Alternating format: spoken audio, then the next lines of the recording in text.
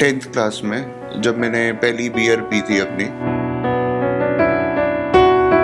अफीम, डोडे, स्मैक सब कुछ मेरी ज़िंदगी में आए। इवन साइकेडेलिक्स जो LSD, मैजिक मशरूम्स, एक्सटेसी, ये सब चीज़ें भी मेरी ज़िंदगी में आई। रीज़न बहुत पर्सनल है। मेरा डाइवोर्स हुआ, जिसके चलते मेरी फैमिली बहुत इफ़ेक्टेड हुई। मेरे को भी मतलब कि मेंटली मैं स्टेबल नहीं था उस टाइम।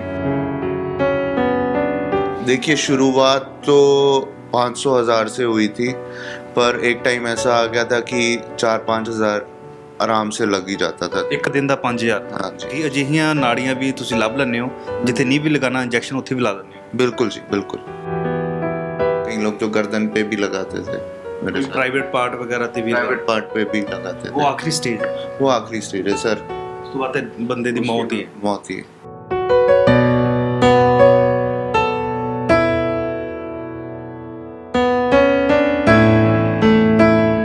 ਚਿੱਟਾ ਡਰੱਗਸ ਜਾਂ ਫਿਰ ਹੈਰੋਇਨ ਪੰਜਾਬ ਦੇ ਵਿੱਚ ਇਹ ਮੁੱਦਾ ਕਾਫੀ ਭਾਰੀ ਹੈ। ਵੱਡੀ ਗਿਣਤੀ ਦੇ ਵਿੱਚ ਯੂਥ ਜਿਹੜਾ ਹੈ ਉਹ ਚਾਹੇ ਫਿਰ ਮੁੰਡੇ ਹੋਣ ਜਾਂ ਫਿਰ ਕੁੜੀਆਂ, ਇਹ ਹਕੀਕਤ ਹੈ ਕਿ ਇਸ ਦਰਿਆ ਵੱਲ ਵੱਧ ਰਹੇ ਨੇ। ਇੱਕ ਕੇਸ ਸਟੱਡੀ ਲੈ ਕੇ ਆਇਆ। ਜੰਮੂ ਦਾ ਮੁੰਡਾ ਹੈ, ਅੰਬਾਨੀਆਂ ਦੇ ਕਾਲਜ ਦੇ ਵਿੱਚ ਪੜ੍ਹਿਆ ਤੇ ਚੰਗੀ ਜੋਬ ਵੀ ਕੀਤੀ ਹੈ, ਇੰਗਲਿਸ਼ ਵੀ ਚੰਗੀ ਤਰ੍ਹਾਂ ਜਾਣਦਾ ਹੈ। ਦੇਸ਼ ਦੇ ਕਈ ਸ਼ਹਿਰਾਂ ਦੇ ਵਿੱਚ ਜੋਬ ਵੀ ਕੀਤੀ ਹੈ। ਮੁੰਬਈ ਵਰਗੇ ਸ਼ਹਿਰ ਦੇ ਵਿੱਚ ਜਿੱਥੇ ਹੈੱਡ ਆਫਿਸ ਹੈ ਰਿਲਾਇੰਸ ਦਾ, ਉੱਥੇ ਵੀ ਜੋਬ ਕੀਤੀ ਹੈ। ਪਰ ਕੀ ਕਾਰਨ ਬਣਦਾ ਹੈ ਕਿ ਇੱਕ ਨਸ਼ੇ ਦੇ ਵਿੱਚ ਲੱਗ ਕੇ, ਚਿੱਟੇ ਦੇ ਨਸ਼ੇ ਦੇ ਨਾਲ ਕਰੋੜਾਂ ਰੁਪਏ ਦਾ ਜਿਹੜਾ ਆ ਉਹ ਡਰੱਗ ਜਿਹੜਾ ਆ ਪੀ ਜਾਂਦਾ ਹੈ। ਇਹ 2-3 ਸਾਲਾਂ ਦੇ ਵਿੱਚ ਜ਼ਿਆਦਾ ਸਮਾਂ ਨਹੀਂ ਲੈਂਦਾ। ਗੱਲਬਾਤ ਕਰਦੇ ਮੇਰੇ ਨਾਲ ਸਾਕੇਤ ਨੇ। ਰਿਕਵਰ ਹੋ ਰਹੇ ਨੇ ਹੌਲੀ ਹੌਲੀ, ਤਕਰੀਬਨ ਹੋ ਹੀ ਚੁੱਕੇ ਨੇ। ਸਾਕੇਤ ਜੀ, ਪਹਿਲਾਂ ਤਾਂ ਪੰਜਾਬੀ ਸਮਝ ਲੈਣੇ ਤੁਸੀਂ? हाँ जी, हाँ जी, बिल्कुल। ਅੱਛਾ, ਵਾਪਸ ਦੁਬਾਰਾ ਲਾਈਫ ਦੇ ਵਿੱਚ ਆਉਣ ਦੇ ਲਈ ਤੁਹਾਨੂੰ ਤਾਂ ਪਹਿਲਾਂ ਇੱਕ ਸ਼ੁਭ ਕਾਮਨਾਵਾਂ। Thank you. ਤੇ ਪਿਛਲਾ ਦੌਰ ਕਿਵੇਂ ਦਾ ਸੀ? ਕਦੋਂ ਤੁਸੀਂ ਸਭ ਤੋਂ ਪਹਿਲਾਂ ਨਸ਼ਾ ਲਿਆ? मैंने सबसे पहले नशे को, अगर आप कहते हो कि टेस्ट किया हो, तो वो था 10th क्लास में जब मैंने पहली बियर पी थी अपनी। पर वो उस टाइम इतना सीरियस नहीं था, सिर्फ इन्जॉयमेंट के लिए दोस्तों को देखते देखते एक बियर भी पी ली थी। बट आज समझ आता है कि मैं किस चक्रव्यूह में आगे जाकर फंस गया, जहाँ पे मैं नशे के सिवा अपनी ज़िंदगी सोच भी नहीं सकता था। ਤੇ ਡਰੱਗਸ ਕਦੋਂ ਫਿਰ ਸੇਵਨ ਕੀਤਾ? सर, ड्रग्स मैंने 2011 में शुरू किए, और चिट्टा, अफीम, डोडे, स्मैक सब कुछ मेरी ज़िंदगी में आए।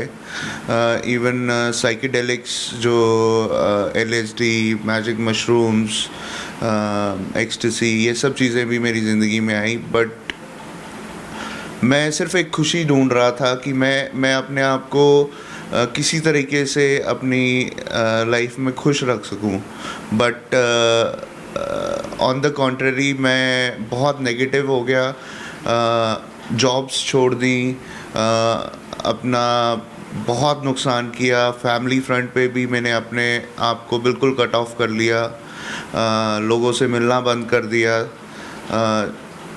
जो लोग मैटर करते थे। बट मैं सिर्फ उन लोगों के साथ रहा जिन लोगों के साथ मैं नशा कर सकता था। ਤੇ 11 ਤੋਂ ਲੈ ਕੇ ਕਦੋਂ ਤੱਕ ਨਸ਼ਾ ਜਿਹੜਾ ਚਿੱਟਾ ਦਾ ਸੇਵਨ ਹੋਇਆ?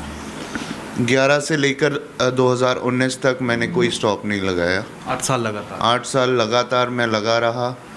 हालांकि घर वालों ने कुछ कोशिशें की बीच में मेरे को रिहैबिलिटेशन सेंटर्स में डालने की, पर कोई फ़ायदा नहीं हुआ, क्योंकि मेरे अंदर एक काइंड ऑफ ज़िद थी कि मैंने नहीं छोड़ना। पर जब मैं रीबर्थ हॉस्पिटल आया तो एक अलग तरीके की उम्मीद जागी। जलंधर? हाँ जी, जलंधर में रीबर्थ हॉस्पिटल में। मेरे को याद है, मैं रात को 2 बजे यहाँ पे पहुँचा था, और तब भी कुछ टाइम तक मैंने ये नहीं सोचा था कि मैं नशा छोड़ दूँगा।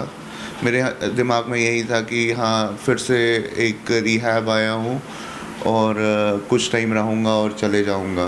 पर जब मैं यहाँ रहा और यहाँ का माहौल देखा, जो बाकी सेंटरों से बिल्कुल अलग है, जहाँ आपको बहुत प्यार से रखा जाता है और कोई ज़बरदस्ती ज़ोर ज़बरदस्ती या मारकूट नहीं है, और आपको कोई फोर्स नहीं कर रहा किसी चीज़ के लिए, और जो आपको फैसिलिटीज़ चाहिए आपको सही डायरेक्शन में जाने के लिए वो भी मिल रही हैं। तो आफ्टर 1 साल के बाद 1 साल के ट्रीटमेंट मेरा अंदर ही रहा मैं बाकी बच्चों के साथ, और 1 साल के बाद मैं बाहर आना शुरू हुआ इनके ऑफिस एरिया में, जहाँ पे मैंने इनका कंप्यूटर का काम समझा और फिर उसको अपग्रेड किया, और ऐसे करते करते करते करते इनके साथ आज मैं 2 ਸਾਲੋਂ से काम कर रहा हूँ। ਅੱਛਾ ਭਾਜੀ, ਮੈਨੂੰ ਇਹ ਦੱਸੋ ਵੀ ਤੁਸੀਂ ਪੜ੍ਹੇ ਲਿਖੇ ਹੋ, ਵੱਡੇ ਕਾਲਜ ਦੇ ਵਿੱਚ ਪੜ੍ਹੇ, ਗੁਜਰਾਤ ਧੀਰੂਭਾਈ ਅੰਬਾਨੀ ਦੇ ਆਈਟੀ ਕਾਲਜ ਦੇ ਵਿੱਚ ਪੜ੍ਹੇ ਹੋਏ ਹੋ, ਇੰਗਲਿਸ਼ ਵਧੀਆ ਜਾਣਦੇ ਹੋ, ਹਰੇਕ ਜਿਹੜੀ ਮੇਨ ਹਿੰਦੀ ਤੇ ਵੀ ਪਕੜ ਹੈ, ਇੰਗਲਿਸ਼ ਤੇ ਪਕੜ ਹੈ, ਪਰ ਫਿਰ ਵੀ ਇਸ ਨਸ਼ੇ ਦੀ ਦਲਦਲ ਦੇ ਵਿੱਚ ਕਿਵੇਂ ਜਾਣ ਕਿਵੇਂ ਹੋਇਆ? रीज़न बहुत पर्सनल है। मेरा डाइवोर्स हुआ, जिसके चलते मेरी फैमिली बहुत इफ़ेक्टेड हुई। मेरे को भी मतलब कि मेंटली मैं स्टेबल नहीं था उस टाइम, और एक सपोर्ट सिस्टम की तरह मैंने ड्रग्स को यूज़ किया। पर कहते हैं ना कि अगर आप गलत चीज़ का सहारा लो तो आप गलत डायरेक्शन में ही जाओगे, तो वही मेरे साथ हुआ। और कह सकते हो कि ऊपर वाले ने बिल्कुल ही खाई में गिरने के बाद मेरे को वहाँ से निकाल कर इस दुनिया में वापस। ਅੱਛਾ, 8 ਸਾਲਾਂ ਦੇ ਵਿੱਚ ਫਿਰ ਡੋਜ਼ ਕਿੰਨੀ ਕੁ ਤਗੜੀ ਹੋਈ? ਇੱਕ ਦਿਨ ਦੇ ਵਿੱਚ ਕਿੰਨਾ ਸਮਾਨ ਪੀ ਜਾਂਦੇ? देखिए, शुरुआत तो 500,000 से हुई थी, पर एक टाइम ऐसा आ गया था कि 4-5 हज़ार आराम से लग ही जाता था। ਇੱਕ ਦਿਨ ਦਾ 5000? हाँ जी, हाँ जी, ਮਤਲਬ 1.5 ਲੱਖ ਰੁਪਈਆ ਮਹੀਨੇ ਦਾ? हाँ जी, हाँ जी। ਫਿਰ ਤੇ ਕਰੋੜਾਂ ਰੁਪਏ ਹੋ ਗਏ ਨਾ। सर मैंने कभी बोला, मैंने कभी काउंट नहीं किया, बट हाँ आप जैसे कह रहे हैं तो इतना हो गया। हाँ, मतलब कि 18 ਲੱਖ ਤੇ टाइम ऐसा भी आया है जब पैसे भी ख़त्म हो गए और लोगों से मांगने पड़े, मोबाइल्स बेचने पड़े, सामान बेचना पड़ा अपना। वो टाइम भी आ गया था अपनी ज़िंदगी में, पर चलो टाइम आते अकल भी आ गई तो बढ़िया रहा। ਟਾਈਮ ਦੇ ਵਾਪਸ ਆ ਗਏ? हाँ जी, हाँ जी। ਮਤਲਬ ਤੁਸੀਂ ਇੱਕ ਦਿਨ ਦਾ 5000 ਦਾ ਤੇ 1.5 ਲੱਖ ਹੋ ਗਿਆ ਤੁਹਾਡਾ ਮਹੀਨੇ ਦਾ, 18 ਲੱਖ ਹੋ ਗਿਆ ਸਾਲ ਦਾ। 8 ਸਾਲ ਤੁਸੀਂ ਲਗਾਤਾਰ ਇਹ ਨਸ਼ਾ ਕੀਤਾ। ਹੁਣ ਤੁਸੀਂ ਫਿਰ ਕਿਵੇਂ ਦੇਖ ਰਹੇ ਹੋ ਉਹ ਸਮਾਂ, ਜਦੋਂ ਪਿੱਛੇ ਦੇਖਦੇ ਹੋ 2011 ਤੋਂ ਲੈ ਕੇ 19 ਤੱਕ ਦਾ ਸਫ਼ਰ? ਕੀ ਆਉਂਦਾ ਮਨ ਦੇ ਵਿੱਚ ਵੀ ਮੈਂ ਅਜਿਹਾ ਕੀ ਕਰ ਬੈਠਾ? ऐसे लगता है कि लाइफ बहुत फास्ट फॉरवर्ड में निकल गई, और आधी चीज़ें तो याद भी नहीं है। एक टाइम एकदम ब्लैकआउट हो गया है कि क्या हुआ क्या नहीं हुआ, और बस कह सकते हो एक जानवर की तरह ज़िंदगी जी रहा ਮਲਾਲ ਹੈ ਵੀ ਇੰਨਾ ਟਾਈਮ ਗਵਾ ਲਿਆ मैं? बिल्कुल है जी। बाकी लोगों को देखता हूँ मैं, जो मेरे साथ के थे वो काफ़ी अच्छी जगह हैं, और कई बार फेसबुक इंस्टा पे देखकर उनको दुख भी होता है कि अगर मैं भी सही रास्ते पे रहता तो आज बहुत अच्छी जगह पे होता। ਪਰ ਫਿਰ ਵੀ ਉਹ ਵੀ ਤੁਹਾਡੇ ਵੱਲ ਅੱਜ ਦੀ ਸਥਿਤੀ 'ਚ ਦੇਖ ਕੇ ਉਹ ਵੀ ਖੁਸ਼ ਹੁੰਦੇ ਹੋਣੇ ਕਿ ਸਾਕੇਤ ਵਾਪਸ ਆਇਆ ਹੈ ਨਾ ਆਪਣੀ ਲਾਈਫ ਦੇ ਵਿੱਚ? बिल्कुल बिल्कुल होते हैं। ਤੇ ਹੋਰ ਕਦੀ ਜਦੋਂ ਤੁਹਾਡੇ ਹੱਥ ਦੇ ਵਿੱਚ ਡਰੱਗਸ ਹੁੰਦਾ ਸੀ, ਕਦੀ ਸੋਚਿਆ ਸੀ ਵੀ ਯਾਰ ਮੇਰੀ ਆਖਰੀ ਡੋਜ਼ ਹੈ, ਇਸ ਤੋਂ ਬਾਅਦ ਮੈਂ ਬੰਦ ਕਰ ਦੇਣਾ, ਨਹੀਂ ਲੈਣਾ? बहुत बार होता था जी। ਹਰ ਵਾਰ ਆਖਰੀ ਹੁੰਦਾ? मतलब हर बार ये सोचते थे कि ये आखिरी बार ले लेते हैं, कल नहीं करेंगे, पर ऐसा हो नहीं पाता था। ऐसा फिज़िकली वो ड्रग हमें अलाउ नहीं करता था कि हम उसको छोड़ पाएँ, क्योंकि जैसे चिट्टे की तोड़ बहुत ही बुरी होती है। मतलब आप बिना मेडिकेशन के अगर आप उसको एकदम से स्टॉप करोगे तो बंदा मतलब किसी काम का नहीं रहता, और तबीयत भी बहुत ख़राब हो जाती है, और अच्छा नहीं लगता जी। ਅੱਛਾ, ਤੁਹਾਡੀ ਡੋਜ਼ ਕਿੱਥੋਂ ਤੱਕ ਸੀ? ਸਨਿਫ ਕਰਦੇ ਸੀ ਜਾਂ ਫਿਰ ਇੰਜੈਕਸ਼ਨ ਵੀ ਲੈਂਦੇ? इंजेक्शन लेता था मैं। मेरे को ज़्यादा टाइम नहीं हुआ था, 8 महीने हुए थे इंजेक्शन शुरू किए हुए। उससे पहले मतलब- मैं पेपर वो चेज़ ही करता था फॉइल पे, बट 8 महीने से मैं इंजेक्शन भी लेना शुरू हो गया था।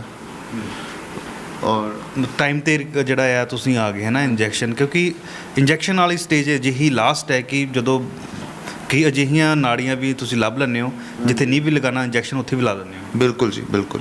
ਬਾਹਾਂ ਤੇ ਲਗਾਉਂਦੇ ਨਹੀਂ ਜਾਂ ਹੋਰ ਵੀ? अभी बावा और लातों पे ही पहुंचा था।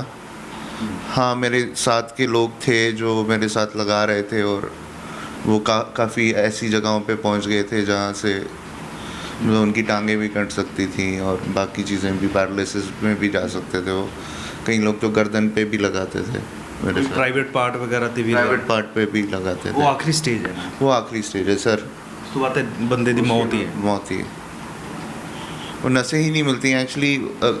1-2 डोज के बाद वो नस ही बिल्कुल गायब हो जाती है, हाथ सूज। ਨਿਸ਼ਾਨ ਹੈ ਤੁਹਾਡੇ ਪੁਰਾਣੇ? तो हाँ, ये है और कोई ये बेसिकली निशान ज़्यादातर होते हैं जब इंजेक्शन थोड़ा गर्म रह जाता है ना, तो इस टाइप के निशान हो जाते हैं। ਤੇ ਕੋਈ ਇਸ ਦੌਰਾਨ ਜਦੋਂ ਤੁਸੀਂ ਇੰਜੈਕਸ਼ਨ ਲਾਉਂਦੇ ਸੀ ਕੋਈ ਹੋਰ ਬਿਮਾਰੀ ਦਾ ਤਾਂ ਨਹੀਂ ਕੋਈ ਸ਼ਿਕਾਰ ਹੋਏ? बच गया, मैं कहूँगा बच गया। ਨਹੀਂ ਤੇ ਕਾਲਾ ਪੀਲੀਆ ਔਰ HIV ਜਿਹੜੇ ਹੈਗੇ ਆ ਇਹ ਨਾਲ ਹੀ ਆ ਜਾਂਦੇ ਆ। थे बिल्कुल आसपास थे, बट बस ये हुआ कि इंजेक्शन नहीं यूज़ किया किसी और का, तो बच गया। और कर लेता, लेकिन ऐसे मौके भी आए जब तोड़ में था और ऑप्शन नहीं था कोई और, बट किसी तरह से रब ने बचा लिया और ऑप्शन दे दिया कि इंजेक्शन नया मिल गया। पर अगर नहीं मिलता तो हाँ, मैं भी HIV और HCV का शिकार होता। ਪਰ ਕੈਮਿਸਟ ਤੇ ਇੰਜੈਕਸ਼ਨ ਤੇ नहीं मिलते? सर मिल जाते थे, हाँ, मतलब थोड़ा सा जुगाड़ कर। Black? हाँ जी, ब्लैक में। ਕੀ ਸੁਨੇਹਾ ਕੀ ਦੇਣਾ ਚਾਹੁੰਦੇ ਹੋ? ਕਿਉਂਕਿ ਕਈ ਲੋਕ ਅਜਿਹੇ ਵੀ ਹੈਗੇ ਆ ਜਿਹੜੇ ਦੱਸਦੇ ਨਹੀਂ ਜਾਂ ਆਪਣੇ ਐਕਸੈਪਟ ਨਹੀਂ ਕਰਦੇ ਕਿ ਅਸੀਂ ਨਸ਼ਾ ਕਰਦੇ ਹਾਂ, ਭਾਵੇਂ ਚਿੱਟਾ ਹੈ ਜਾਂ ਕੋਈ ਵੀ ਹੈ, ਸਿਗਰਟ ਹੈ, ਬੀੜੀ ਹੈ, ਦਾਰੂ ਹੈ, ਅਫੀਮ ਹੈ, ਕੋਈ ਵੀ ਹੈ। ਹਾਂਜੀ। ਉਹਨਾਂ ਲਈ ਕੀ ਮੈਸੇਜ ਹੈ ਵੀ ਅੱਜ ਜੇਕਰ ਕੀ ਦੇਣਾ ਚਾਹੋਗੇ ਤੁਸੀਂ ਮੈਸੇਜ ਆਪਣੇ ਤਜਰਬੇ ਤੋਂ? मैं तो ये मैसेज देना चाहूँगा कि आप शुरू ही मत करो। ये एक ऐसा कदम है जो आगे जाकर आपकी ज़िंदगी बिल्कुल तबाह कर देगा, और वापसी का रास्ता आपको मिले या ना मिले, ये फिर आपके हाथ में नहीं रहेगा। ਬੋਲੋ। ਬਿਲਕੁਲ ਸਹੀ ਕਿਹਾ ਬਾਈ ਹੋਰਾਂ ਨੇ ਕਿ ਜਿਹੜੇ ਨਸ਼ੇ ਕਰਦੇ ਆ ਜਾਂ ਫਿਰ ਜਿਹੜੇ ਉਹਨਾਂ ਦੀ ਸੰਗਤ ਕਰਦੇ ਆ ਜਾਂ ਉਹਨਾਂ ਦੇ ਨਾਲ ਰਹਿੰਦੇ ਜਿਹੜੇ ਜਾਣਦੇ ਆ, ਹਮੇਸ਼ਾ ਉਹਨਾਂ ਦੇ ਵਿੱਚ ਇਹੀ ਚਰਚਾ ਹੁੰਦੀ ਹੈ ਕਿ ਅੱਜ ਦਾ ਦਿਨ ਸਾਡਾ ਆਖਰੀ ਹੋਵੇਗਾ, ਲਾਸਟ ਹੋਵੇਗਾ, ਅਸੀਂ ਕੱਲ੍ਹ ਨੂੰ ਛੱਡ ਦੇਣਾ। ਪਰ ਜਦੋਂ ਦਿਨ ਚੜ੍ਹਦਾ ਹੈ, ਤੋੜ ਪੈਂਦੀ ਹੈ ਨਸ਼ੇ ਦੀ, ਤਾਂ ਉਹ ਫਿਰ ਦਿਨ ਜਿਹੜਾ ਆ ਉਹ ਕੱਲ੍ਹ ਵਾਂਗ ਹੀ ਨਿਕਲਦਾ ਹੈ। ਤਾਂ ਅਜਿਹੀ ਦਲਦਲ ਬਣ ਜਾਂਦੀ ਹੈ ਕਿ ਤੁਸੀਂ ਆਪਣੇ ਸਰੀਰ ਦੇ ਨਾਲ ਖਿਲਵਾੜ ਕਰਨਾ ਸ਼ੁਰੂ ਕਰ ਦਿੰਦੇ ਹੋ। ਸਰੀਰ ਦੇ ਨਾਲ ਕਰਦੇ ਹੀ ਹੋ, ਪਰਿਵਾਰ ਦੇ ਨਾਲ, ਆਪਣੇ ਰਿਸ਼ਤੇਦਾਰਾਂ ਦੇ ਨਾਲ, ਨਜ਼ਦੀਕੀ ਜਿਹੜੇ ਤੁਹਾਡੇ ਹੈਗੇ ਸੱਜਣ ਮਿੱਤਰ, ਉਹਨਾਂ ਸਾਰਿਆਂ ਦੇ ਨਾਲ ਜੋ ਇਸ ਲਾਈਨ ਦੇ ਵਿੱਚ ਜੁੜੇ ਹੋਏ ਨੇ ਉਹਨਾਂ ਦੇ ਲਈ ਖਾਸ ਹੈ। ਔਰ ਇਹ ਵੀਡੀਓ ਤੋਂ ਤੁਸੀਂ ਜੇਕਰ ਤੁਹਾਡੇ ਨੇੜੇ ਤੇੜੇ ਕੋਈ ਅਜਿਹਾ ਵਿਅਕਤੀ ਹੈਗਾ ਤਾਂ ਇਸ ਵੀਡੀਓ ਦੇ ਮਾਧਿਅਮ ਰਾਹੀਂ ਤੁਸੀਂ ਵੀ ਉਹਨਾਂ ਨੂੰ ਸਮਝਾਉਣ ਦੀ ਕੋਸ਼ਿਸ਼ ਕਰਨੀ ਹੈ ਤਾਂ ਜੋ ਪੰਜਾਬ ਇੱਕ ਵਾਰ ਮੁੜ ਤੋਂ ਖੁਸ਼ਹਾਲ ਬਣ ਸਕੇ, ਉਹ ਰੰਗਲਾ ਪੰਜਾਬ ਬਣ ਸਕੇ ਜਿਸ ਦਾ ਸਾਡੇ ਯੋਧਿਆਂ ਨੇ ਸੁਪਨਾ ਲਿਆ ਸੀ। ਕੈਮਰਾ ਪਰਸਨ ਰਿੰਕੂ ਦੇ ਨਾਲ ਰਾਹੁਲ ਕਾਲਾ, ਜਗਬਾਣੀ TV, ਮਿੱਠਾਪੁਰ, ਜਲੰਧਰ।